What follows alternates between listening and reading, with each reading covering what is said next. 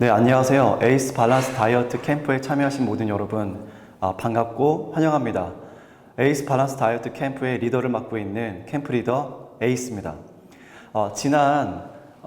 저희 개회식 때 아마 다 보셨을 거예요. 지난 30년 동안 저희가 이 거짓된 정보에 속아왔었다.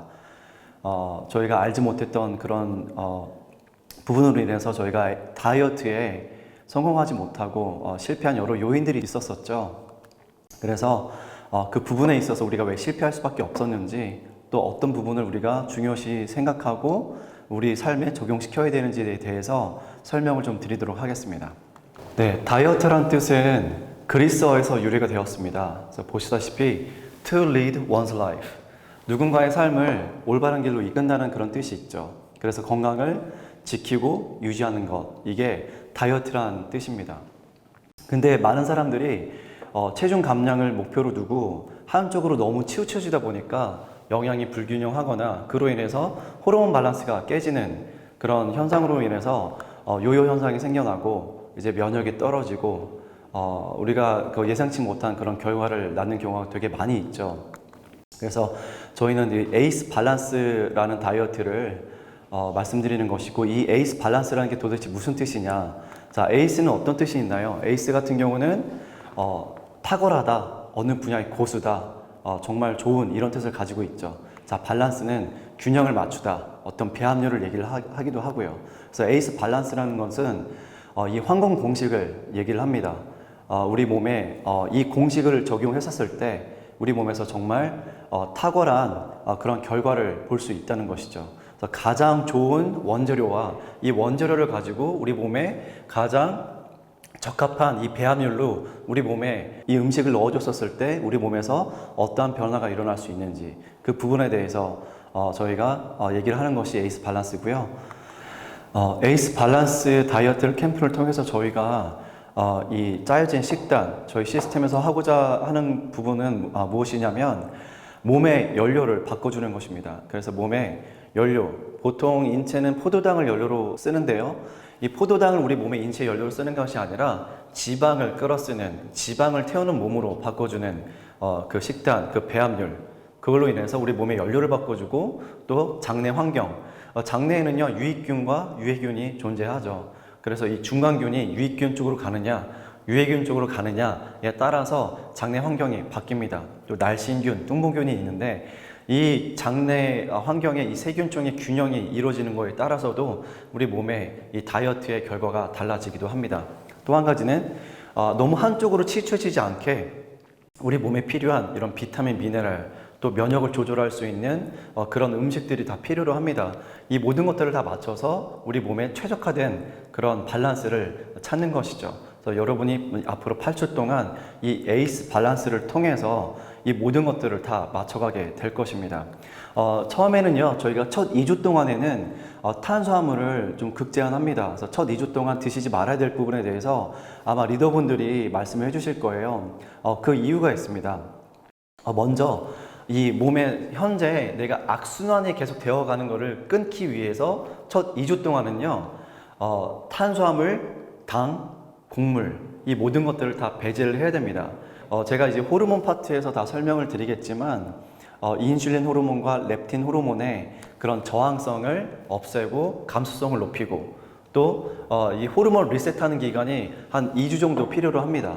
여러분이 좋아하시는 그런 쌀밥, 그리고 과자, 빵, 면, 라면, 국수, 이런 밀가루 음식들, 이 모든 것들을 다 제한을 하셔야 됩니다. 그래서 우리 몸에서 이 호르몬이 알맞게 자기 역할을 할 수 있고, 또 장내 환경도 바꾸기 위해서 첫 2주 동안 탄수화물을 제한하는 이유입니다. 그리고 또 한 가지는요, 앞으로 이제 여러분께 각 주차별로 저희가 어떻게 해서 우리 몸의 연료가 바뀌는지, 또 포도당을 쓰는 몸에서 지방을 쓰는 몸으로, 또 지방을 태우는 몸으로 가기 위해서 첫 2주가 가장 중요합니다. 그래서 저희가 알려드린 그 식단대로 또 에이스 밸런스를 통해서 여러분의 몸을 바꿔가는 그 시간입니다. 자, 몸의 연료를 제가 말씀드렸죠. 제가 좀 쉽게 말씀드리자면, 자동차가 휘발유를 쓰느냐 경유를 쓰느냐에 따라서 달라지는데, 각각의 장단점들이 있습니다. 그래서 휘발유를 쓰는 차 같은 경우는 보통 차값이 한 300만 원이 좀 저렴하다고 합니다. 그리고 승차감이 굉장히 좋죠. 근데 경유를 쓰는 차 같은 경우는 승차감은 좀 떨어질 수는 있으나 연비나 이런 그 에너지 효율 등급이 훨씬 더 좋기도 합니다. 우리 몸도 마찬가지입니다. 우리 몸도 연료를 어떤 것을 쓰느냐에 따라서 몸의 상태가 좀 달라지기도 하죠. 보통 대부분의 사람들은 다 포도당을 주 에너지원으로 씁니다. 우리 원래 인체는 그렇게 되어 있습니다. 하지만 지방을 에너지로 끌었을 때 어떤 것이 많이 달라지는지 지난 10여 년 동안에 이런 미국에서 발표된 그런 여러 연구 자료들을 통해서 볼 수 있었는데요. 우리가 지방을 쓸 때와 이 포도당을 쓸 때 이 부분이 많은 차이점이 있다는 것이죠. 그래서 지방을 끌어 쓰는 몸, 아마 여러분들이 학교 다니실 때 한 번쯤은 들어보셨을 거예요. 우리 몸의 세포에 세포의 에너지를 만드는 공장이 이제 미토콘드리아라고 있는데, 이 미토콘드리아라는 이 공장에서는 에너지를 생산을 해냅니다. 근데 이 미토콘드리아에서 지방과 산소를 끌었으면 이걸 클린 에너지라고 얘기를 하고요. 이 미토콘드리아에서 포도당과 산소를 끌었으면 더리 에너지, 그러니까 좀 덜티하다, 좀 지저분하다 이런 뜻인데요. 그 이유가 있습니다. 이 포도당과 산소를 끌었을 때 우리 몸에서 젖산이 만들어지고요. 그리고 활성산소를 많이 만들어낸다고 합니다. 그래서 이 포이즌이 되는 거죠. 우리 근육에도 이 독소가 독소처럼 작용할 때도 있고요. 그래서 이 지방을 끌었을 때는 이제 클린 에너지로 하는 이유가 뭐냐면, 이 지방 같은 경우는 훨씬 더 높은 칼로리를 주면서 깨끗하게 연소가 된다는 장점이 있습니다. 그래서 많은 사람들이 보통 한국 사람들은 거의 다 탄수화물을 주 식단으로 하고 있죠. 제가 놀랬던 거는 미국 사람들보다 3배 이상의 탄수화물을 섭취한다는 그 결과입니다. 그리고 기준치가 보통 어린 아이들부터 진짜 80세 노인까지 하루의 기준량이 100g 정도의 탄수화물이라고 하는데요. 보통 대부분의 한국 사람들이 기준치가 지금 300g을 넘는다고 합니다. 사실 저희가 아침, 점심, 저녁으로 이제 밥을 드시는 분들, 그리고 밥만 먹는 것들이 아니죠. 가장 위험한 것 중에 하나가 씹지 않아도 되는 탄수화물입니다. 예를 들어서 어떤 주스나 이런 콜라나 아니면 커피 믹스, 이제 그런 부분이 가장 위험적인 요소이기도 하죠. 이 탄수화물이 우리 몸에서 어떤 역할을 하느냐, 우리가 지금까지 먹고 살아왔는데 도대체 뭐가 문제냐, 그런 부분에 대해서 조금 의구심을 가질 수도 있겠는데요. 이전하고 다르죠. 저희가 쌀을 먹는다 하더라도 예전에는 쌀 겹까지 있었고 그런 통곡물을 먹었는데, 지금은 모든 것들이 다 정제된 이런 흰 쌀을 많이 먹기도 하고요. 그거 외에도 밀가루, 저희가 여러분이 좋아하는 라면, 파스타, 빵, 이런 부분들이 우리가 그냥 주식 외에도 너무나 많이 섭취를 한다는 게 가장 큰 문제점이기도 합니다. 그래서 오늘 첫 주차에 1주차에 여러분한테 저희가 알려드리고 싶은 내용은 뭐냐면 혈당 스파이크입니다. 혈당 스파이크는 먼저 제가 혈당 스파이크에 대해서 알려드리기 전에 먼저 혈당에 대해서 먼저 알아보도록 하겠습니다. 혈당이 무엇이죠? 혈당은 혈액 속에 함유되어 있는 이 포도당을 의미를 합니다. 그래서 여러분이 아마 병원에 가셨을 때 의사 선생님이 그 건강 정기 검진을 할 때 항상 말씀을 하시죠. 내일 검사가 있을 테니 몇 시간 동안 공복 상태로 음식을 드시지 마시고 그 다음날 오십시오 해서 우리 혈액을 체크를 합니다. 그때 이제 혈당을 재죠. 혈당이 왜 중요하느냐, 혈액 속에 당 지수가 얼마나 있느냐에 따라서 우리 건강이 좌지우지가 됩니다. 그래서 많은 이제 당뇨병에 고통받고 있으신 그런 당뇨 환자분들이 혈당 체크를 매일 하는 이유가 그것이죠. 혈액 속에 당이 많이 떠다니게 되면 혈액이 어떻게 될까요? 굉장히 끈적끈적해지게 되죠. 그래서 혈전이 생기고 그걸 이제 피떡이라고 얘기도 하죠. 그런 부분들이 이제 혈관 속에 이제 달라붙어서 혈관을 막기도 하고요. 그런 부분에 동맥경화가 일어나기도 하고요. 그런 상황들이 뇌에서 발생하게 되면 뇌경색, 뇌졸중, 그리고 이제 심장 쪽에서 발생한다, 그냥 심근경색, 만약에 우리 그 하체 쪽에서 발생한다, 그런 하지정맥류, 이렇게 나뉘기도 하죠. 그래서 이 혈당이 안정화되어 있는 게 굉장히 중요합니다. 보통 이제 건장한 남성들을 기준으로 봤었을 때 한 75kg 정도의 남성을 토대로 봤었을 때 보통 우리 몸에 있는 혈액의 양이 한 5리터 정도 된다고 합니다. 여러분 그 음료수 1.5리터짜리 많이 사시죠? 그게 보통 한 3개 정도보다 조금 더 있다고 생각하시면 돼요. 그 5리터 정도의 혈액이 우리 몸에서 계속 돌아간다고 하는데요.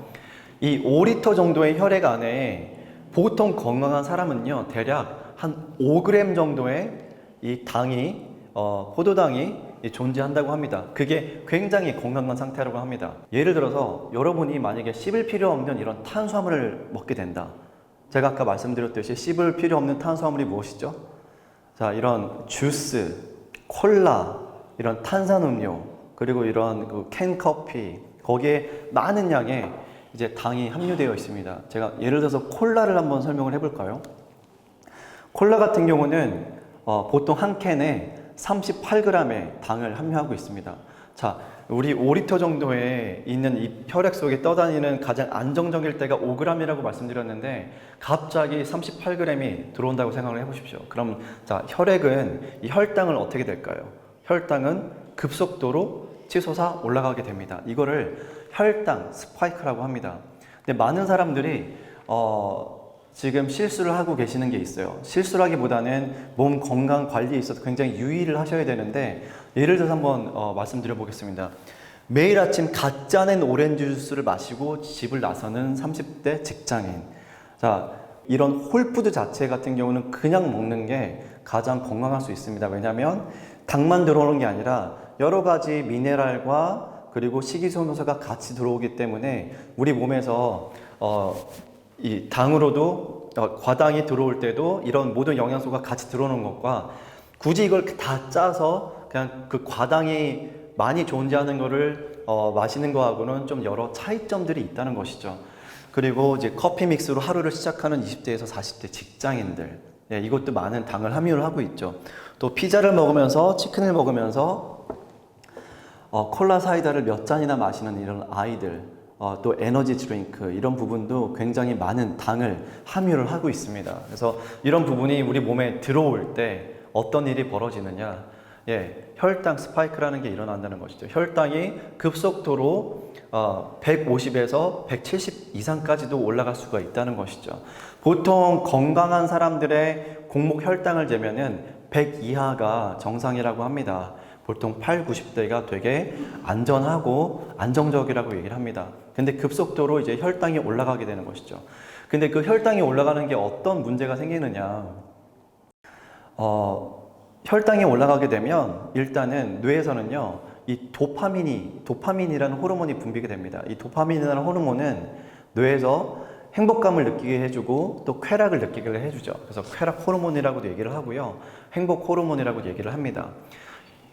하지만 문제점이 뭐냐면 이 뇌에서 이 도파민이 분비가 돼서 우리가 그걸 느끼고서 1시간 반에서 2시간 사이에 이 혈당이 또 갑자기 급속도로 하락을 하게 됩니다. 그러면 이게 어떻게 되느냐? 저혈당 상태로 된다는 것이죠. 예, 저혈당이 우리가 몸에서 저혈당이 일어났었을 때 사람들은 보통 이제 손이 떨리거나 불안하거나 불쾌하거나 아니면 졸음을 느끼기도 합니다. 그래서 뇌는 다시 그 행복감을 좀 느끼고 싶은 것이죠. 그래서 내가 아까 그 캔커피나 이런 음료를 마셨을 때처럼 혈당 스파이크를 느꼈을 때 느꼈던 그 행복감을 느끼고 싶어서 다시 또 많은 당이 있는 그런 음식을 또 먹게 됩니다. 이게 계속 반복되는 현상이 일어나는데요. 이걸로 인해서 탄수화물 중독증에도 일으키게 된다는 것이죠.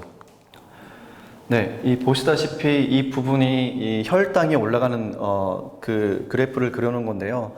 보통 아침에 출근을 할 때 무언가를 먹는 사람들도 있고 이런 주스나 이런 빵이나 아니면 시리얼이나 이런 우유를 같이 섞어서 드시는 분들도 많이 계시죠.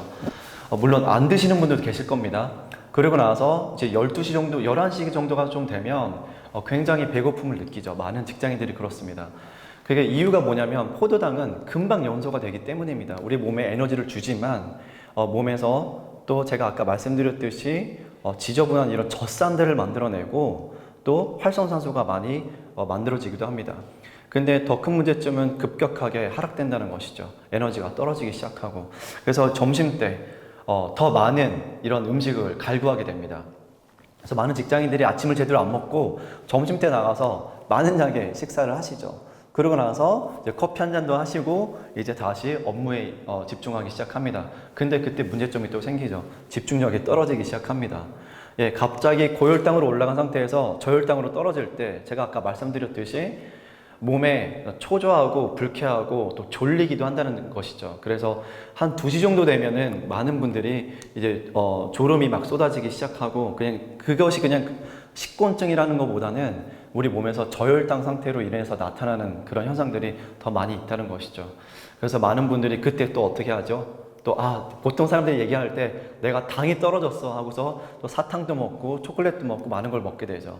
그래서 이런 부분들이 우리가 우리가 하루 동안에도 이런 혈당 스파이크가 10번 이상 일어난다는 사람들도 많다는 것이고요. 그게 가장 큰 문제점이고, 그게 탄수화물 중독증에 일으키는 원인이기도 하고요. 또 한 가지는 제가 나중에 이제 호르몬 파트에서 말씀드릴 건데, 혈당 스파이크를 칠 때마다 똑같이 스파이크를 일으키는 게 뭐냐면, 인슐린 스파이크입니다. 인슐린 호르몬 스파이크가 일어나는데, 너무나 많은 양의 인슐린이 우리 몸에서 췌장에서 이제 분비가 된다는 것이죠. 그래서 인슐린 저항성까지도 일으킨다는 것인데, 그건 제가 인슐린 파트에서 더 정확하게 설명을 드리도록 하겠습니다. 그래서 저희가 이 표를 만들어 봤습니다. 혈당 스파이크와 탄수화물 중독에 대해서. 혈당이 굉장히 안정적인 혈당일 때는 우리 몸이 굉장히 안정적이고 오히려 지방을 태울 수 있는 몸으로 더 쉽게 전환될 수 있는 환경이 조성이 되고요. 더 에너지가 증가가 되고 내가 음식을 갈망하는 것도 훨씬 더 적다는 것이죠. 하지만 반대로 이 혈당이 많이 올라감에 따라서 인슐린이 많이 분비가 되고, 많은 인슐린이 분비가 되다 보니까 그런 부분이 지방으로 저장이 되고 우리 몸에 여러 악영향을 준다는 것이고요. 그 반대로 이 저혈당, 식사도 제대로 안 하시고 혈당이 떨어진 상태에서 운동을 하시거나 하게 되면 오히려 지방을 축적을 합니다.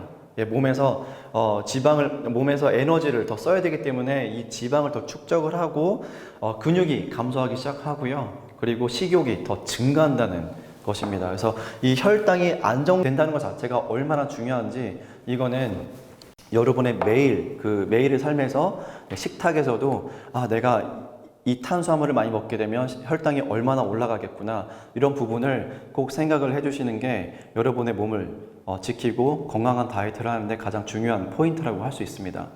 그래서 어린 아이들이나 운동선수나 건강한 사람이나 암 환자분들이나 당뇨 환자분들도 마찬가지입니다. 혈당이 안정화된다는 것은 굉장히 중요한 내용이고요. 또 한 가지 제가 하나의 팁으로 드리자면, 이 성장기에 있는 아이들이 특히 저녁 시간에 이 혈당이 많이 올라가게 되면 성장에도 관여를 한다고 합니다. 성장판이 열리고 닫히고 하는 그런 부분에서도 이제 더 성장할 수 있는데, 혈당이 올라갔을 때 오히려 더 악영향을 준다는 것이죠. 그래서 이런 부분은 여러분의 삶에 되게 가장 기본 상식으로 알고 계시면 다이어트에도 큰 도움이 될 거라고 생각이 됩니다. 그래서 많은 분들이 이 혈당이 올라갔다가 저혈당으로 떨어지고 또 급격하게 그런 당을 요구하는 상태로 되고, 이런 혈당 스파이크의 이런 그래프들이 우리의 매일의 삶에서 일어난다는 것인데요. 이게 문제점을 일으키는 게 이 도파민 호르몬의 수용체에 대해서 너무나 이제 둔감해진다는 것이죠. 그래서 보시다시피 마약 중독자와 설탕 중독자의 그 뇌 상태를 촬영한 것인데요. 이게 어떤 것을 뜻하냐면, 어느 정도의 도파민은 우리가 이제 행복감을 느끼기도 합니다. 근데 이게 설탕이 너무나 많이 들어오게 되다 보니까 웬만한 도파민으로는 우리가 느낄 수가 없다는 것이죠. 그래서 이 도파민 수용체의 반응이 굉장히 줄어들어서 둔감하게 된다는 것인데요. 이게 굉장히 그냥 내가 설탕 중독, 이런 탄수화물 중독증이라는 걸 모르고 내가 계속 삶을 영위해 나갈 때 정말 마약 중독하고 다를 게 없이 굉장히 이제 위험할 수 있다는 것이죠. 그래서 혈당이 높으면 면역력이 떨어지고요. 또 혈당이 높으면 이제 근육이 손실이 되고, 이게 노화하고도 관련이 되어 있습니다. 또 혈당이 떨어지면 포도당 수치가 상승하게 됨에 따라서 이제 콜라겐과 엘라스틴 생성이 굉장히 떨어진다고 합니다. 그래서 이제 피부를 만들고 하는 그런 부분에서도 이제 저희가 피부 탄력도 굉장히 중요해서 이 콜라겐과 엘라스틴 생성이 되게 중요한데요. 이런 부분도 굉장히 떨어진다고 하는 것이고요. 또 인슐린 저항성으로 인해서 여러 가지 질병에 우리가 노출이 될 수 있다는 것이죠. 그래서 혈당 조절을 실패한다는 건 곧 노화인데 노화 현상은 우리 근육이 줄어드는 것을 노화 현상의 대표적인 예라고 할 수 있겠습니다. 그래서 근육량을 우리가 근력을 길르는 것도 되게 중요한데요. 혈당 조절을 실패한다는 것은 근육을 손실을 이야기를 하고요. 근육이 손실이 된다는 것은 곧 노화가 빨리 진행될 수밖에 없다고 하는 것이죠. 그래서 여러분 오늘 제가 말씀드리는 부분 가장 중요 포인트는 이겁니다. 혈당 스파이크를 조심해야 된다. 여러분의 식단에서.